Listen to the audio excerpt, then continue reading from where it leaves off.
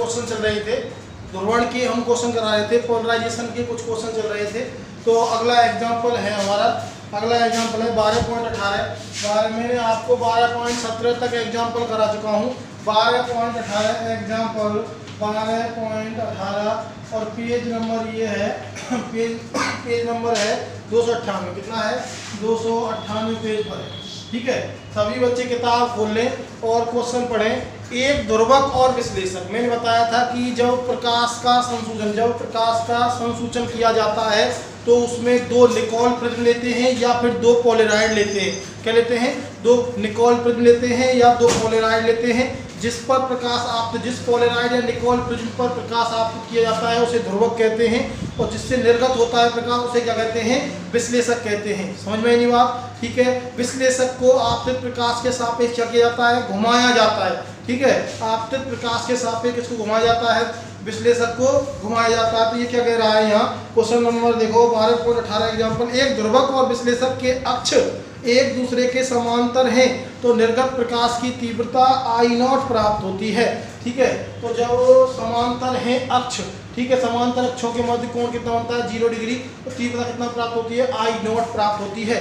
ठीक है, I0 प्राप्त होती है। यदि विश्लेषक को 45 डिग्री पर घुमा दिया जाए, समझ में नहीं बात? ये कह रहा है कि इनके ये दो पोलराइड हैं, ठीक है, इन दोनों के अक्ष समांतर हैं तो तीव्रता, निर्गत प्रकाश की तीव्रता कितनी प्राप्त होगी? I0। कितनी प्राप्त होगी? I0।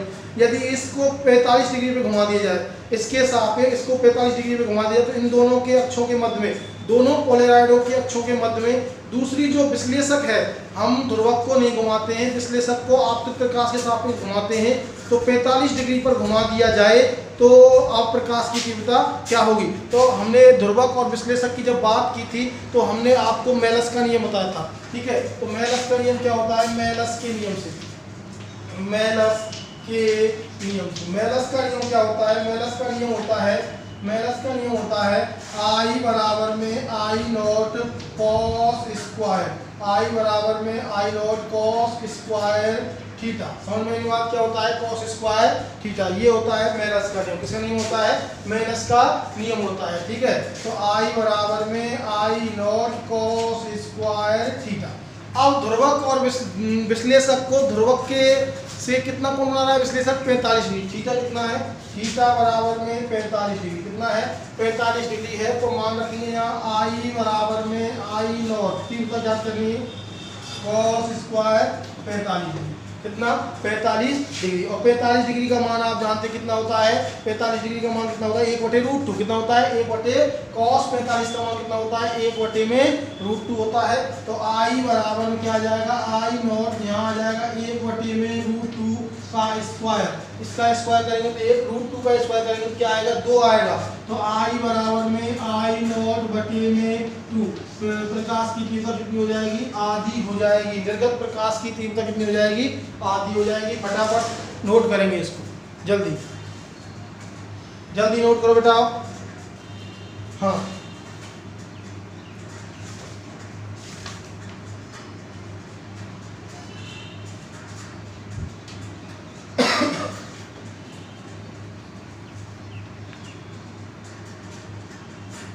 हाँ देखो उतार नोट कर लिया होगा।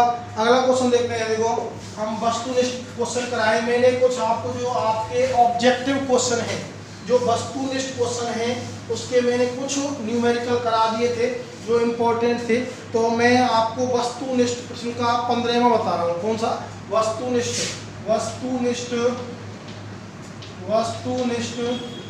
प्रश्न, और उसका कौन सा है क्वेश्चन? कितना है? 15वां। कौन सा है? 15वां क्वेश्चन क्या कह रहा है? देखो, अध्रुवित प्रकाश का एक पुंज 4 ध्रुवणकारी सीटों जो इस प्रकार व्यवस्थित हैं कि प्रत्येक की अभिलाक्षणिक दिशा अपने पूर्ववर्ती से 30 डिग्री कोण पर आपतित है, तो प्रत्येक ध्रुवक द्वारा पारगमित प्रकाश की तीव्रता ज्ञात कीजिए। ये क्या कह रहा है कि चार पोलराइड रख दी हैं। ठीक है, पहली पोलराइड, दूसरी पोलराइड पहली से तीसरी डिग्री कोण बना रही है, तीसरी पोलराइड दूसरी से तीसरी डिग्री कोण बना रही है, और चौथी पोलराइड तीसरी से 30 डिग्री का कोण बना रही है। समझ में नहीं बात? ठीक है, तो यहाँ मैंने क्या किया कि 4 पोलराइड रखी। देखो ये मेरे क्वेश्चन क्या कह रहा है कि प्रकाश 4 ध्रुवक ध्रुवण शीटों पर, 4 ध्रुवण शीट मान लिया, 4 पोलराइड रख दी, ठीक है। तो देखो ये क्या कह रहा है कि पहली और दूसरी के मध्य में 30 डिग्री कोण है, एक तीसरी और तीसरी के मध्य में 30 डिग्री और इसके मध्य में 30 डिग्री का कोण है। समझ में नहीं बात? तो क्वेश्चन क्या कह रहा है कि प्रत्येक ध्रुवक द्वारा पारगमित प्रकाश की तीव्रता ज्ञात कीजिए, पारगमित, और परसेंटेज में आंसर देना। कितना देना है? परसेंटेज। मैंने आपको बताया यदि I0 तीव्रता का प्रकाश जा रहा है तो एक पोलराइड से जब गुजरेगा तो तीव्रता उसकी कितनी हो जाती है? I0 बटे में 2। कितनी हो जाती है? I0 बटे में 2। जब इससे गुजरेगा कितनी हो जाएगी? I0 बटे में 4। इससे गुजरेगा कितनी हो जाएगी? I0 बटे में 8। और इससे गुजरेगा कितनी हो जाएगी? I0 बटे में 1। समझ में आएगी बात? तो मैं कुछ इस प्रकार से कह रहा हूँ कि प्रत्येक जो पोलराइड है वो कितनी मात्रा को गुजरने देती है? 50%। कितनी मात्रा गुजरने देती है? 50%। समझ में आएगी बात? तो प्रत्येक जो ध्रुवक है, आप इस क्वेश्चन में कह सकते हैं प्रत्येक ध्रुवक से 50% मात्रा गुजरेगी। कितने? प्रत्येक ध्रुवक शीट से, प्रत्येक ध्रुवक शीट से 50% मात्रा गुजरेगी। समझ में आएगी बात? मैंने आपको बताया जब किसी एक पोलराइड से प्रकाश गुजरा जाता है और प्रकाश की तीव्रता है I0। कितनी है? I0। तो प्रकाश की तीव्रता जब निर्गत प्रकाश प्राप्त होगा कितनी हो जाएगी? I0 बटे में 2। तो कितनी हो गई? पहले I0 थी तो आधी हो गई, मतलब 100% थी तो कितनी हो गई? 50%। अगली क्या कर देगी? 50% गुजरने देगी। तो प्रत्येक पोलराइड कितनी मात्रा को गुजरने दे रही है? 50%। कितनी मात्रा गुजरने दे रही है? 50% को। तो इसका आंसर क्या जाएगा? 50%। क्या जाएगा? 50%। अगला क्वेश्चन देखते हैं। क्वेश्चन नंबर इसका वस्तुनिष्ठ का 16वां, ठीक है। वस्तुनिष्ठ का 16वां क्वेश्चन देखते हैं। देखो 16वां क्वेश्चन क्या है? 2 निकोल प्रिज्म इस प्रकार विन्यासित है कि उनके मुख्य तलों, मतलब उनके अक्षों का मुख्य तलों के मध्य कोण 60 डिग्री है। तो निकाय से आपतित अध्रुवित प्रकाश का कितना प्रतिशत गुजरेगा? समझ में नहीं बात? ये क्या कह रहा है कि 2 निकोल प्रिज्म है, ये 2 निकोल प्रिज्म हुए, ठीक है। कौन कौन से? ये एक निकोल प्रिज्म ये हुआ, ठीक है, एक निकोल प्रिज्म ये हुआ, ये 2 निकोल प्रिज्म हुए, ठीक है, और एक निकोल प्रिज्म ये हुआ। थोड़ा सा ऐसे बना दिया इसको, ठीक है। तो इन दोनों के मध्य कितना कोण है? 60 डिग्री। कितना कोण बन रहा है? 60 डिग्री बन रहा है। तो कितने प्रतिशत मात्रा गुजरेगी? ठीक है, मान लिया अध्रुवित प्रकाश जो जा रहा है उसकी तीव्रता है I0। कितनी है? I0। तो पहला जो निकोल प्रिज्म है उससे कितनी मात्रा गुजरेगी? कितनी मात्रा गुजरेगी? I0 बटे में 2। तो यहाँ सबसे पहले लिखेंगे प्रथम निकोल प्रिज्म से, प्रथम ऐसे लिखेंगे यदि प्रकाश अध्रुवित प्रकाश की, यदि अध्रुवित प्रकाश की तीव्रता I0 है तो प्रथम निकोल प्रिज्म से I0 बटे 2 तीव्रता का प्रकाश गुजरेगा। पहले निकोल प्रिज्म से कितना प्रकाश गुजरेगा? I0 बटे 2 तीव्रता का प्रकाश गुजरेगा। अब इन दोनों के मध्य में कोण कितना है? 60 डिग्री। अब मेलस का नियम लगाएं तो I डैश बराबर में I0, अब तीव्रता इसके लिए कितनी हुई? I0 बटे में 2 cos स्क्वायर साइड। समझ में आएगी बात? ठीक है। तो यहाँ cos साइड का मान आप जानते हैं, cos साइड का मान कितना होता है? √3 बटे 2, ठीक है। तो I डैश बराबर में कितना आ जाएगा? I0 बटे 2 और यहाँ कितना आ जाएगा? √3 बटे 2 का आ जाएगा स्क्वायर। समझ में आएगी बात? ये कितना हो जाएगा? 3, ये कितना हो जाएगा नीचे? 8, 2 का स्क्वायर 4 इंटू में 2 8, ठीक है। तो हमारे पास कितना आ जाएगा? I डैश बराबर में ये आ जाएगी आपके पास आई नॉट, ठीक है, आई नॉट 3 आई नॉट बटे में 8, समझ में नहीं बात, ठीक है, 3 आई नॉट बटे में 8 आ जाएगा, समझ में नहीं बात, ठीक है। तो यहाँ आपको इस प्रकार से इसको कर सकते हैं। तो एक बार कॉस साइड का मान देख लेना, यहाँ तक आप इसको उतारो फटाफट, यहाँ तक आप फटाफट इसको उतारो। इसके बाद देखो यहाँ आई नॉट बटे में 2 बची, कितनी बची, आई नॉट बटे में 2। अब यहाँ से मैंने क्या किया, इन दोनों के मध्य कोण कितना बन रहा है, 60 डिग्री, कितना बन रहा है, 60 डिग्री का कोण बन रहा है। अब यहाँ मैंने क्या किया, आई नॉट, ये आपके पास फॉर्मूला होता है आई बराबर में I not cos square theta, ये फॉर्मूला आपके पास होता है मेलस का नियम। लेकिन अब तीव्रता कितनी निकली, कितनी जा रही है, आई नॉट बटे में 2, ठीक, कितनी जा रही है, आई नॉट बटे में 2, और यहाँ कितना रख देंगे, 60 डिग्री, कितना रख देंगे, 60 डिग्री, कॉस साइड के दोनों निकोल जो मतलब कितना बन रहा है, 60 डिग्री, समझ में नहीं बात, ठीक है। अब यहाँ क्या करेंगे, कॉस साइड का मान आप रख सकते हैं, समझ में नहीं बात। तो कॉस साइड का मान जब रखेंगे तो कितना आ जाएगा, 1/2, कितना आ जाएगा, 1/2, ठीक है। तो आई डैश बराबर आई नॉट बटे 2, यहाँ आ जाएगा 1/√2, ठीक है। तो 1/2 है, 1/2 का स्क्वायर कितना आ जाएगा, 1/4, कितना आ जाएगा, 1/4। तो यहाँ मान रखेंगे तो क्या आ जाएगा, आई डैश बराबर में आई नॉट बटे में 2 इंटू में 1/4, तो कितना आ जाएगा, 8 आ जाएगा। तो आई डैश बराबर में आई नॉट बटे में 8, ठीक है। परसेंटेज में निकालेंगे तो परसेंटेज कितनी मात्रा होगी, देखो आई नॉट बटे 8 और यहाँ इंटू में आई नॉट, प्रारंभिक तीव्रता कितनी थी, आई नॉट इंटू में 100, परसेंटेज निकाला, ये कट जाएगा, कितना आ जाएगा, 12.5 आ जाएगा, 12.5%, कितना आएगा, 12.5% मात्रा गुजरेगी। फटाफट इसको उतारो, नोट करो, 12.5% की मात्रा गुजरेगी। हाँ, अब इसके आगे की क्वेश्चनों पे आ जाते हैं।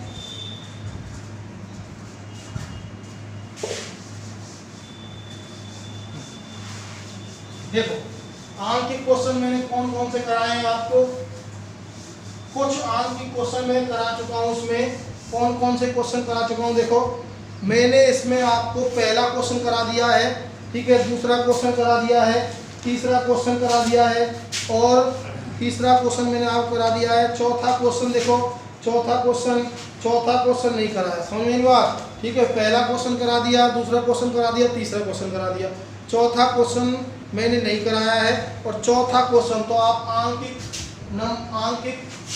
प्रश्न क्वेश्चन नंबर 4, पेज नंबर देख लेते हैं, पेज नंबर कौन सा है, 302, समझ में नहीं बात, ठीक है। तो क्वेश्चन क्या कह रहा है, 5500 एंगस्ट्रॉम तरंगदैर्घ्य का प्रकाश 22 × 10⁻⁻5 सेंटीमीटर चौड़े रेखा छिद्र पर अभिलंबवत आपतित होता है। कैसे आपतित होता है, अभिलंबवत आपतित होता है। केंद्रीय उच्चिष्ट के दोनों ओर प्रथम 2 निम्निष्टों की कोणीय स्थिति क्या होगी, समझ में ये बात, कोणीय स्थिति क्या होगी। क्वेश्चन कह रहा है कि 5500 एंगस्ट्रॉम का प्रकाश है, ठीक है, 22 × 10⁻⁻5 सेंटीमीटर चौड़े रेखा छिद्र पर अभिलंबवत आपतित होता है, समझ में नहीं बात। तो तरंगदैर्घ्य दे रखी है, इसमें तरंगदैर्घ्य कितनी दे रखी है, तरंगदैर्घ्य दे रखी है लैम्ब्डा बराबर में 5500 एंगस्ट्रॉम, कितनी दे रखी है, 5500 एंगस्ट्रॉम दे रखी है। और रेखा छिद्र मैंने इस रेखा छिद्र की जो स्लिट है उसकी चौड़ाई कितनी मानी थी, स्मॉल ए मानी थी, ठीक है। तो स्मॉल ए मैंने आपको विवर्तन में सूत्र बताया था, ए साइन थीटा बराबर एन लैम्डा, ये फॉर्मूला बताया था, समझ में नहीं बात। मैंने विवर्तन में आपको फॉर्मूला बताया था, ए साइन थीटा बराबर में एन लैम्डा, ठीक है। ए क्या है, जो स्लिट है उसके मध्य की दूरी है, ये क्या है, स्लिट के मध्य की दूरी है, ठीक है। थीटा विवर्तन कोण है, एन कोटि है, विवर्तन की कोटि है, कौन सी कोटि का विवर्तन हो, पहली कोटि का, दूसरी कोटि का, तीसरी कोटि का, ठीक है। और लैम्डा क्या है, तरंगदैर्घ्य है। तो ये कह रहा है कि ये कोई रेखा छिद्र हुआ, यहाँ पर्दा हुआ, यहाँ केंद्रीय उपशिष्ट बन गया, इनके मध्य की कोणीय चौड़ाई पूछिए। क्या पूछिए आपको, क्या पूछिए यहाँ इनकी कोणीय स्थिति ज्ञात कीजिए दोनों निम्नलिखितों की। यहाँ क्या बनेगा कि विवर्तन में हमेशा यहाँ उच्चिष्ट बनेगा, यहाँ प्रथम निम्नलिखित बनेगा। क्या बनेगा, निम्नलिखित बनेगा। यहाँ भी नीचे क्या बनेगा, निम्नलिखित, फिर उच्चिष्ट, फिर निम्नलिखित, फिर उच्चिष्ट, फिर निम्नलिखित।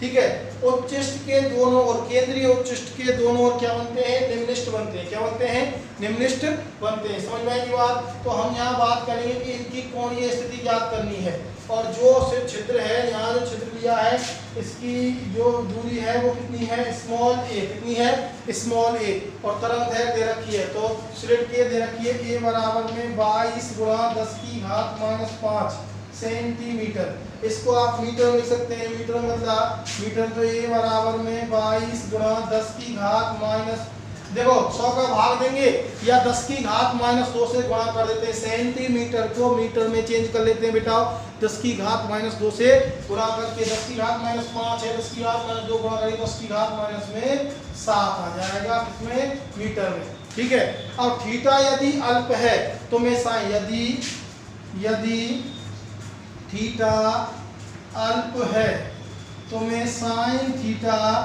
लगभग में वर्क कर सकता हूँ थीटा। क्या कर सकता हूँ, थीटा। तो अपने पास फॉर्मूला बन जाएगा ए थीटा बराबर में एन लैम्बडा। समझ में ये बात। तो यहाँ से हम निकाल लेंगे, तो यहाँ से निकालेंगे तो थीटा कोणीय स्थिति निकालनी है, तो एन लैम्बडा बटे में ए। ठीक है, एन लैम्बडा बटे में ए। अब प्रथम दो निम्नलिखितों की क्या करनी है, कोणीय दूरी, कोणीय स्थिति ज्ञात करनी है। ज्ञात करनी है, कोणीय स्थिति ज्ञात करनी है। तो पहले के लिए n बराबर, पहले के लिए n बराबर 1 रखेंगे, दूसरे के लिए n बराबर क्या रखेंगे, 2। तो प्रथम निम्नलिखित के लिए क्या लिखेंगे, प्रथम निम्नलिखित के लिए। ठीक है, तो प्रथम निम्नलिखित के लिए तो क्या आ जाएगा, प्रथम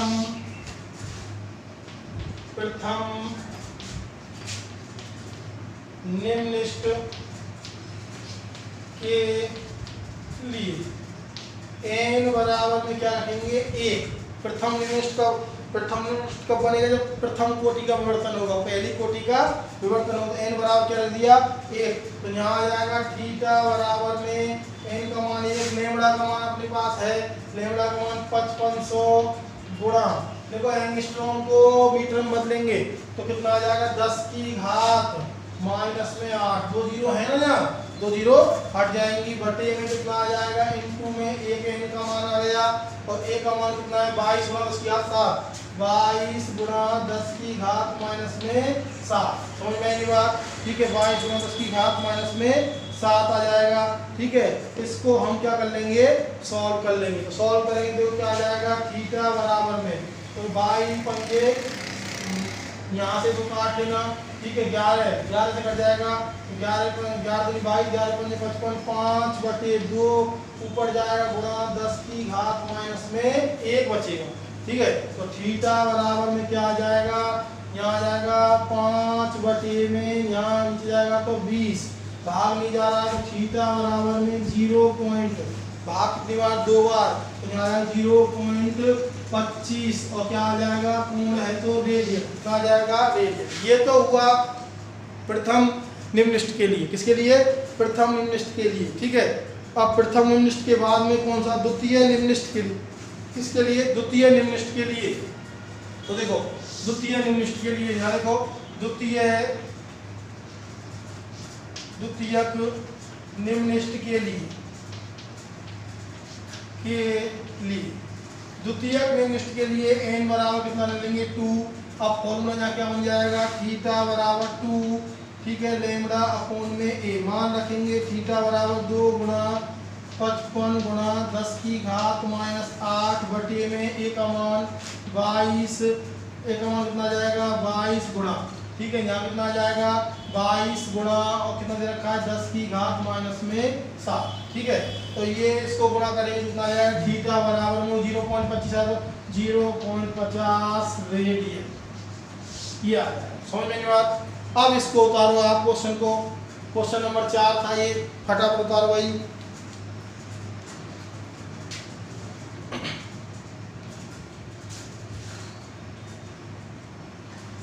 क्वेश्चन आप पार्ट चैप्टर आप पढ़े ढंग से, फिर क्वेश्चन करें, उसके पहले चैप्टर को ढंग से पढ़ें। अगला क्वेश्चन देखो, अगला क्वेश्चन देखो।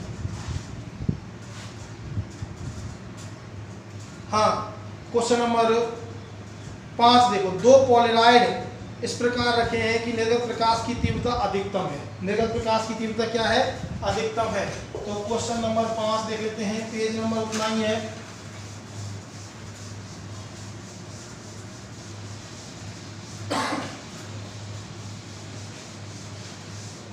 हाँ, क्वेश्चन नंबर 5।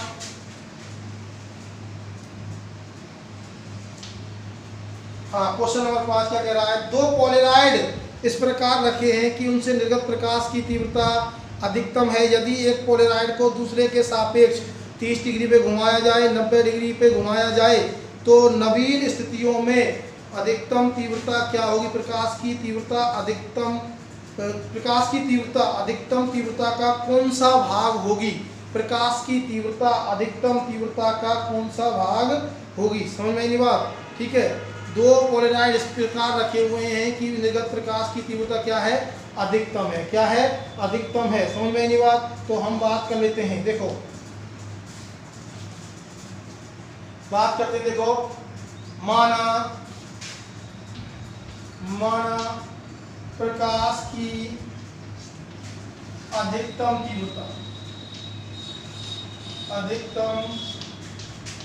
तीव्रता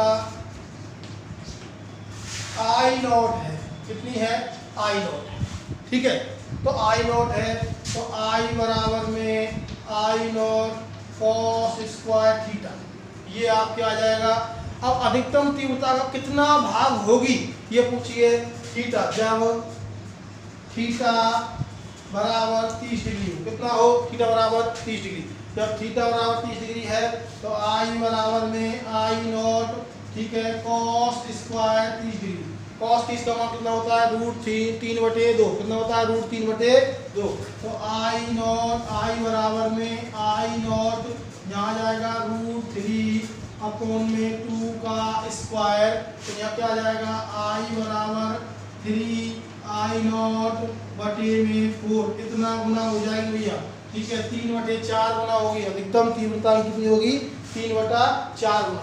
अब कह रहा है जब थीटा 90 हो, कितना हो? थीटा 90 हो, जब थीटा बराबर में 90 डिग्री, कितना हो? 90 डिग्री। दोबारा वही फॉर्मूला लगाएंगे, माइनस का नियम लगाएंगे। आई बराबर I not cos square 90 degree. Cos 90 का मान कितना था? 0। कितना होता है? 0। तो टोटल तीव्रता कितनी जाएगी? तीव्रता कितनी जाएगी? 0। ठीक है, तो तीव्रता क्या होगी? 0 होगी। क्या होगी? 0। समझ में आनी बात? ठीक है, तो अगला क्वेश्चन कराएंगे। फटाफट इसको उतारो भैया, फटाफट उतारो।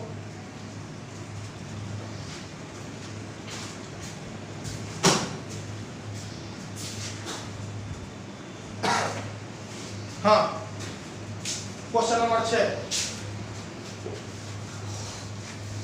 क्वेश्चन नंबर 6 देखो।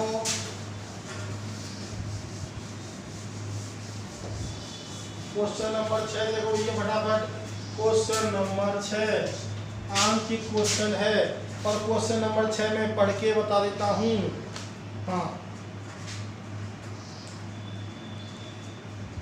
जब सूर्य क्षितिज से 37 डिग्री कोण पे होता है तो पानी की सतह से परावर्तित प्रकाश पूर्णतः ध्रुवित होता है। पानी की सतह से प्रकाश है जो क्या होता है? पूर्णतः ध्रुवित होता है। तो पानी का अपवर्तनांक ज्ञात करना है। ज्ञात करना है? पानी का अपवर्तनांक ज्ञात करना है। समझ में नहीं बात? ठीक है, तो यहाँ पर आपके पास दे रखा है कि जो सूर्य, ध्यान सुनो, दोबारा क्वेश्चन पढ़ लो। जब सूर्य क्षितिज से 37 डिग्री कोण पर होता है, ठीक है, तो पानी की सतह से परावर्तित प्रकाश पूर्णतः क्या होता है? ध्रुवित होता है। क्या होता है? ध्रुवित होता है। समझ में नहीं बात? ठीक है, तो पानी का अपवर्तनांक ज्ञात करो। क्या ज्ञात करो? मतलब कह रहा है कि जब सूर्य से प्रकाश की किरणें 37 डिग्री पर आपतित होती हैं तो परावर्तित किरण किरण कैसी होती है, पूर्णतः ध्रुवित होती है। कैसी होती है, पूर्णतः ध्रुवित होती है। ठीक है, तो यहाँ आप लगा देंगे, देखो जिस 37 डिग्री कोण पे आपतित हो रही है तो प्रकाश का ध्रुवण हो रहा है, तो आपतन कोण किसके बराबर होगा, ध्रुवण कोण के। तो ध्रुवण कोण कितना हुआ, ध्रुवण कोण बताओ कितना हुआ, आप फटाफट बताओ ध्रुवण कोण कितना होगा। ठीक है, ध्रुवण कोण कितना होगा, ध्रुवण कोण कितना निकल के आएगा। ठीक है, तो देखो 90 डिग्री ध्रुवण कोण कैसे निकालेंगे, मैं ध्रुवण कोण निकाल सकता हूँ, प्रकाश की किरण कितनी में 37 डिग्री पे आ रही है, तो ध्रुवण कोण कैसे निकालेंगे, आई पी बराबर में, ठीक है 90 माइनस में, 90 माइनस में आई पी का मान निकालेंगे, 90 माइनस में कितना आ जाएगा 37, तो कितना आ जाएगा 53 डिग्री, कितना आ जाएगा 53 डिग्री। समझ में आई बात। ठीक है, कितना आ जाएगा 53 डिग्री आ जाएगा, कितना आ जाएगा 53 डिग्री आ जाएगा। अब आप अपवर्तनांक को अब सूत्र लगा देंगे, 10 आई पी बराबर में एन, तो एन बराबर में मान नहीं निकाल सकते, 10 और कितना आ जाएगा 53 डिग्री। समझ में नहीं बात, इसका मान आप निकालना मत, यहीं तक छोड़ देना। समझ में बात, क्योंकि 53 डिग्री का मान हमको पता ही नहीं। ठीक है,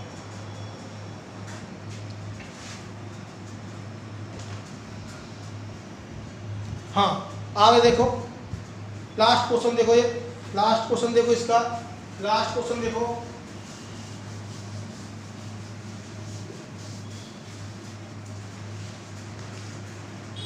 दो ध्रुवक प्लेटों की ध्रुवण दिशाएं समांतर हैं, जिससे निर्गत प्रकाश की तीव्रता अधिकतम है।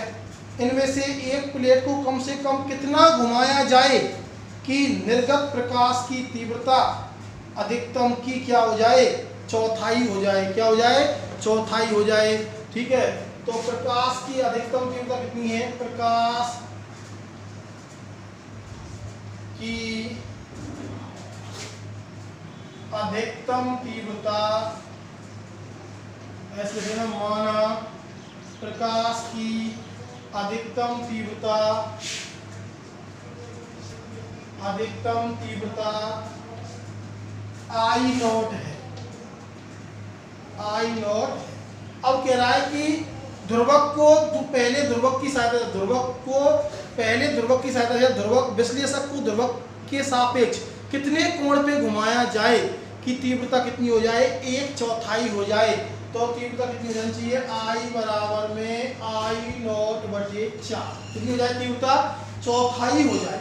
ठीक है, 1/4 हो जाए किसकी, अधिकतम तीव्रता की। ये कह रहा है कि ध्रुवक विश्लेषक को ध्रुवक के सापेक्ष, विश्लेषक को ध्रुवक के सापेक्ष कितना घुमाया जाए, विश्लेषक को। तुम्हारे घर पे कल में, हाँ देखो तीव्रता, अधिकतम तीव्रता की कितनी है, 1/4, कितनी है 1/4 है। तो कितने कोण पर घुमाया जाए कि तीव्रता, अधिकतम तीव्रता कितनी हो जाए, 1/4। ये कह रहा है प्रकाश की मैंने मान दी अधिकतम तीव्रता है आई नॉट। अब ध्रुवक विश्लेषक को ध्रुवक की के सापेक्ष कितने कोण पे घुमा दिया जाए कि तीव्रता कितनी हो जाए, 1/4 हो जाए। समझ में नहीं बात, तो वही मेलस का नियम लगाना है, सिंपल सी बात है।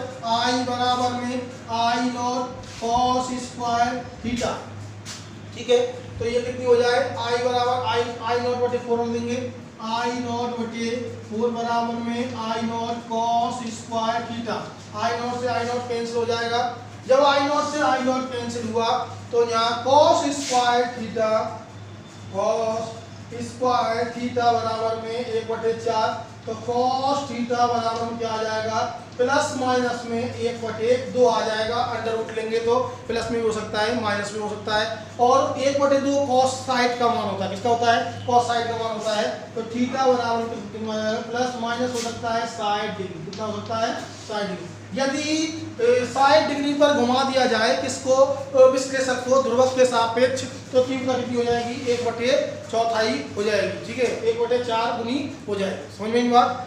ठीक है, अगला ऐसे क्वेश्चन करते हैं आप, ये क्वेश्चन खत्म हो गए, कुछ एक नया क्वेश्चन करते हैं। देखो आपको करना है, ऐसा क्वेश्चन कराया भी है और आ भी सकता है ऐसा क्वेश्चन। समझ में आएगी बात। ठीक है, तो मैं एक क्वेश्चन आपको करा रहा हूँ। एक क्वेश्चन है अलग से करा रहा हूँ। देखो एक क्वेश्चन, ये क्वेश्चन तो इसके खत्म हो गए, एक मैं करा रहा हूँ, एक आप करके लाना। तो क्वेश्चन है यंग के प्रयोग में क्वेश्चन है, यंग द्विस्लिट प्रयोग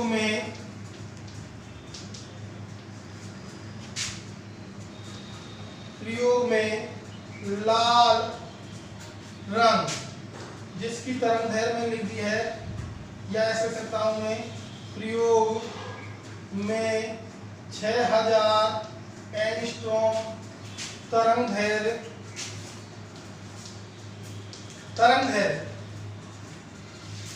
प्रयुक्त करने पर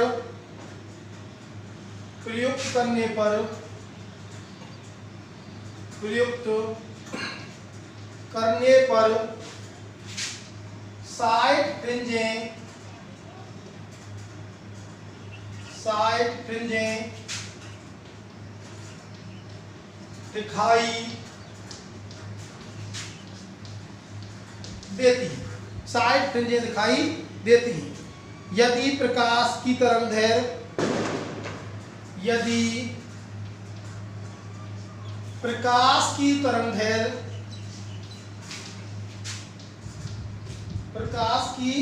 तरंगदैर्घ्य 4400 एंगस्ट्रॉम हो तो कितनी हो, 4400 एंगस्ट्रॉम हो तो फ्रिंजों की संख्या ज्ञात कीजिए, फ्रिंजों की संख्या ज्ञात करो। ठीक है, ये क्वेश्चन है। आप ऐसा क्वेश्चन आने के चांस बन जाते हैं। इसमें क्या कह रहा है कि हम 6000 एंगस्ट्रॉम का जब प्रकाश ले रहे हैं तो पर्दे पर, मैंने ये बात की, ये पर्दा है, ध्यान से देखें, ये पर्दा, और पर्दा है 5 मीटर का मान। जब 6000 एंगस्ट्रॉम का प्रकाश आपतित कर रहे हैं तो 60 फ्रिंजें बन रही है। कितनी बन रही है? 60 फ्रिंजें। ठीक है, जब हम क्या कर रहे हैं, 6000 एंगस्ट्रॉम का प्रकाश आपतित कर रहे हैं तो फ्रिंजें कितनी बन रही है? 60। यदि मैं 4400 एंगस्ट्रॉम का प्रकाश आपतित करूं तो कितनी फ्रिंजें बनेंगी? समझ में आएगी बात? इतनी ही चौड़ाई होगी पर्दे की तो, लेकिन फ्रिंजों की संख्या देखी जाए तो कितनी होगी? आपको पता है फ्रिंज चौड़ाई तरंगदैर्घ्य के समानुपाती होती है। तरंगदैर्घ्य घट गई तो फ्रिंजों की चौड़ाई कम हो जाएगी, और जब फ्रिंजों की चौड़ाई कम होगी तो इतनी ही 5 मीटर के पर्दे में फ्रिंजों की संख्या क्या हो जाएगी? बढ़ जाएगी। समझ में आएगी बात? ठीक है, आप पता है 60 फ्रिंज बन रही है 6000 एंगस्ट्रॉम के लिए। यदि तरंगदैर्घ्य 4400 एंगस्ट्रॉम कर दी, और आपको पता है फ्रिंज चौड़ाई बीटा, तरंगदैर्घ्य लेमड़ा की क्या होता है? समानुपाती होता है। ठीक है, तो तरंगदैर्घ्य घटाई तो फ्रिंज की चौड़ाई घट जाएगी, फ्रिंज की चौड़ाई घट जाएगी तो लेकिन बनेंगी तो फ्रिंजें पूरे पर्दे पर। फ्रिंज की चौड़ाई तो घट जाएगी लेकिन संख्या क्या होगी? बढ़ जाएगी। समझ में आएगी बात? ठीक है, तो अपने पास फॉर्मूला क्या होता है? अपने पास फॉर्मूला देखा जाए तो ये होता है, बीटा बराबर में लेमड़ा कैपिटल डी अपॉन में स्मॉल डी। यही होता है। तरंगदैर्घ्य पहली के लिए फ्रिंज चौड़ाई पहली कर लो। ठीक है, तो मैं कह सकता हूं कि भाई इसके लिए 60 फ्रिंजें बन रही हैं। ठीक है, तो माना 4400 एंगस्ट्रॉम के लिए, किसके लिए? 4400 एंगस्ट्रॉम के लिए n फ्रिंजें बनती हैं। कितनी बनती हैं? n फ्रिंजें। माना 4400 एंगस्ट्रॉम के लिए n स्मॉल n फ्रिंजें बनती हैं। कितनी बनती हैं? स्मॉल n फ्रिंजें बनती हैं। तो मैं ऐसे कर सकता हूं, यहाँ बीटा वन, इसको बीटा वन मान लूं, लेमड़ा बना जाएगा एक तरंगदैर्घ्य के लिए। दूसरी के लिए बीटा 2 बराबर में लेमड़ा 2 कैपिटल डी और स्मॉल डी समान है। इनके बारे में केवल क्या बदल रही है? तरंगदैर्घ्य बदल रही है। ठीक है, तो तरंगदैर्घ्य इसके लिए दूसरी तरंगदैर्घ्य कितनी? 4400। तो मैंने यहाँ मान ली, यहाँ मैं लिख सकता हूँ लेमड़ा 1 बराबर में 6000 एंगस्ट्रॉम और लेमड़ा 2 बराबर में कितना रख दूं मैं? कितना? 4400 एंगस्ट्रॉम। कोई दिक्कत? ठीक है, कोई दिक्कत नहीं, दोनों तरफ दैर के लिए फ्रिंज चौड़ाई बदलेगी। तो यहाँ 60 फ्रिंजें बन रही हैं और यहाँ कितनी बन रही है, n फ्रिंजें, लेकिन समान पर्दा घेरेंगी तो चौड़ाई तो क्या होगी, समान होगी, समान लंबाई बनेगी वो सभी फ्रिंजें। तो मैं लिख सकता हूँ n, ठीक है, मैं लिख सकता हूँ n बीटा 2 बराबर में 60 बीटा 1। समझ में आई बात, n बीटा 2 इतनी, n बीटा 2 ये आ जाएगी, n फ्रिंजें बन रही है और इसके लिए कितनी बनेगी, 60 फ्रिंजें, समान चौड़ाई में तो बनेंगी, ठीक है, जितना बड़ा पर्दा होगा उतनी पर्दे में बनेंगी। तो कंप्लीट पर्दे के लिए मैंने ये लिखा, ठीक है, मैंने बताया कि 60 फ्रिंजें बन रही हैं 6000 एंगस्ट्रॉम के लिए, तो ये मैंने पहले एंगस्ट्रॉम के लिए ले लिया, ठीक है। तो उतने ही बड़े पर्दे पर मान लिया दूसरी तरफ दैर लैम्डा 2 कितनी बनाती है, एक फ्रिंज की चौड़ाई बीटा 2, तो n की क्या हो जाएगी, n बीटा 2, और ये दोनों की चौड़ाई क्या समान पर्दे पर बन रही, एक ही पर्दे पे। तो जितना बड़ा पर्दा है इसके लिए उतना ही बड़ा इसके लिए पर्दा है।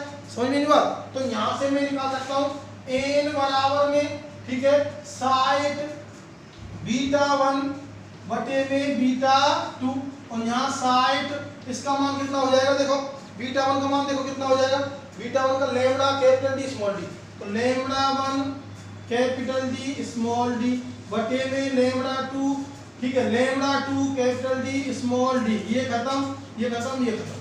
समझ में नहीं बात। तो जब ये कंप्लीट खत्म तो अपने पास बचेगा क्या, अपने पास बचेगा क्या, केवल लैम्डा 1 बच रहा है, यहाँ क्या बच रहा है, लैम्डा 2 बच रहा है, क्या बच रहा है, लैम्डा 1 और लैम्डा 2। तो यहाँ देखो n बराबर में यहाँ आ जाएगा 60 लैम्डा 1 अपॉन में लैम्डा 2, तो n बराबर में 60 गुणा 6000 बटे में 4400, ये खत्म, 2 जीरो से 2 जीरो, ठीक है। यहाँ ये भाग दे लेंगे, यहाँ कितना हो जाएगा, कितना आ जाएगा 6 संग 36, n बराबर में क्या आ जाएगा 36, ठीक है, और यहाँ 2 जीरो से बढ़ेगी कितना होता है 60, तो यहाँ तो 2 जीरो बढ़ा देंगे, ये इतना आ जाएगा, बटे में कितना भाग दे देंगे 44। समझ में नहीं बात। जब हम 44 का इसमें भाग देंगे तो कितनी आ जाएगी, यहाँ से भाग देंगे तो लगभग 90 फ्रिंजें बनेंगी, कितनी बनेंगी 90, तो n बराबर में 90 फ्रिंजें कितनी बनेंगी 90। समझ में आई बात। फटाफट इसको क्वेश्चन को नोट करो भैया।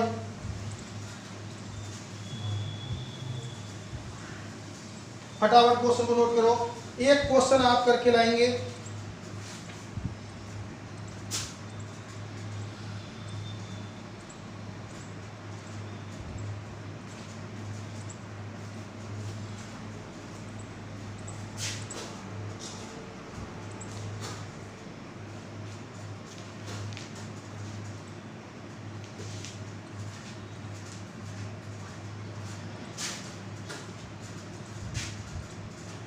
अच्छा, एक क्वेश्चन आप करके लाएंगे, मैं क्वेश्चन लिख रहा हूं,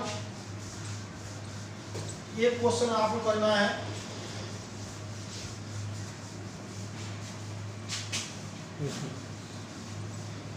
क्वेश्चन क्या है, क्या है, यंग दिसलिट प्रयोग में स्लिटों के मध्य की दूरी 0.28 mm है, 0.28 mm है,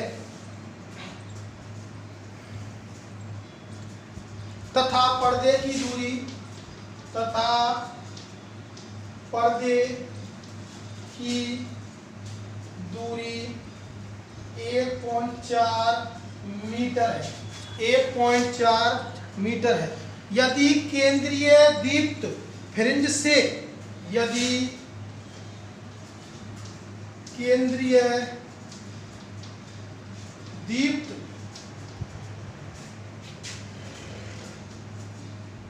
फ्रिंज से, यदि केंद्रीय दीप्त फ्रिंज से चौथी फ्रिंज की दूरी से, चौथी फ्रिंज की दूरी 1.2 सेंटीमीटर हो तो 1.2 सेंटीमीटर हो तो प्रयुक्त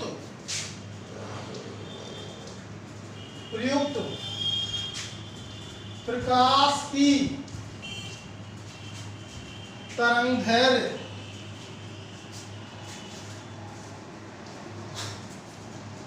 ज्ञात करो। ये क्वेश्चन है, यंग स्लिट प्रयोग में दो स्लिटों के मध्य की दूरी 0.28 mm है तथा पर्दे की दूरी 1.5 मीटर है। यदि केंद्रीय दीप फ्रिंज से चौथी फ्रिंज की दूरी 1.2 सेंटीमीटर हो तो प्रयुक्त प्रकाश की तरंगदैर्घ्य ज्ञात कीजिए। इसका आंसर मुझे व्हाट्सएप जो ग्रुप बना हुआ है स्कूल का, उस पर आप कंप्लीट सॉल्यूशन का फोटो खींच के डालेंगे। समझ में आई बात? ठीक है, कंप्लीट सॉल्यूशन करके आप उस पर डालेंगे और आप वीडियो गिरने के 1 घंटे बाद 1-2 घंटे बाद ही डालेंगे। समझ में आई बात? ठीक है, और आगे हम अगला चैप्टर स्टार्ट करने वाले हैं। फर्स्ट चैप्टर स्टार्ट करेंगे आवेश वाला। ठीक है, धन्यवाद।